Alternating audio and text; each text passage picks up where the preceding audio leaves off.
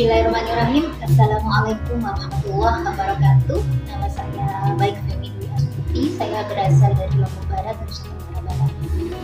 Kondisi rumah saya ketika sebelum mengikuti KPS kelas kedinasan itu sangat jauh dari ideal, karena ada beberapa tempat di rumah saya yang sangat berantakan dan juga kotor. Misalnya sangat berantakan itu di lemari pakaian atau di etalase untuk penyimpanan semua jenis barang, dan juga di kolong-kolong tempat tidur atau di bawah lemari-lemari penyimpanan piring maupun di kolong tempat penyimpanan perlengkapan dapur itu hampir tidak pernah saya pel, sehingga kondisinya sangat-sangat kotor. Bukan hanya kotor, yang kotoran itu kotorannya dengan debu yang tipis, tapi kesannya kayak berkarat.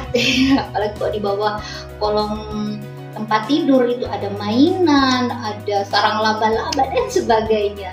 Sehingga apalagi kalau anak saya yang dengan perilakunya yang memang masih umur 2,5 tahun itu, ketika dia bermain, karena saya menyiapkan memang tempat mainan khusus tas besar, biasanya dia akan menjatuhkan, menumpahkan semua mainannya di kamar tamu. Dan kita tahu ya, mak ya, kalau anak kita main itu dia nggak diam di satu tempat. Terkadang dia pergi ke teras atau ke belakang, sehingga mainan bercecer di mana-mana.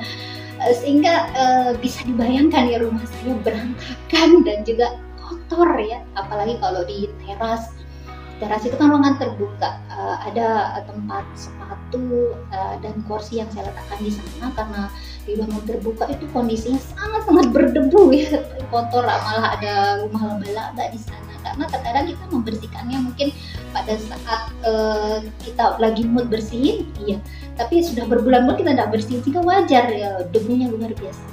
Sehingga itulah kondisi rumah saya ketika belum mengikuti KPS. Ditambah tadi ya, misalnya kayak di perilaku, misalnya anak-anak saya ketika mengambil baju itu kan biasa mereka bongkar-bongkar dulu, sehingga kondisi lemari itu sangat berantakan. Juga suami ya, ketika mengambil bajunya misalnya yang di bagian bawah, otomatis akan merusak bagian atasnya dengan metode melipat seperti biasa. Sehingga pada saat ada tugas untuk merapikan baju itu, saya ternganga sendiri ya melihat before dan after dari foto yang saya kirimkan. Masya Allah, berantakan banget ya yang before-nya gitu. Dan alhamdulillah setelah tiga minggu kurang lebih mengikuti kegiatan berbenah ini, sangat berubah kondisi rumah saya. Dari dapur sampai teras itu kondisinya sangat bersih, karena setiap pagi itu saya menyapu, mengelap-ngelap semua benda-benda yang ada debunya, kemudian juga mengepel ya. Sehingga ini salah satu perubahan yang luar biasa yang ada di rumah saya.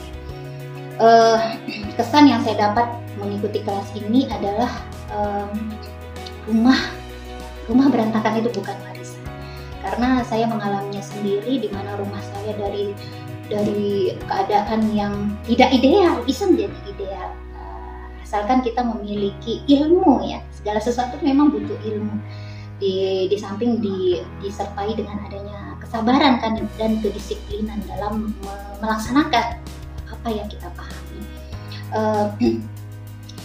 Komentar atau kesan dari suami saya itu ketika melihat rumah dalam kondisi seperti itu, Masya Allah, beliau sangat senang ya dengan kondisi itu, karena begitu lamanya kami hidup bersama, baru sekarang kondisi rumahnya sangat rapi. Itu juga anak-anak ataupun ibu saya mengatakan, rumahnya bersih semua sekarang gitu.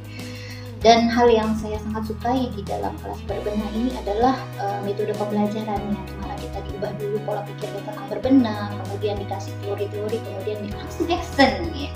Dan yang saya tidak sukai itu insya tidak ada, karena saya meyakini bahwa apapun yang ditugaskan, walaupun sebenarnya sangat banyak, itu sesuatu yang positif untuk perubahan yang akan saya dapatkan.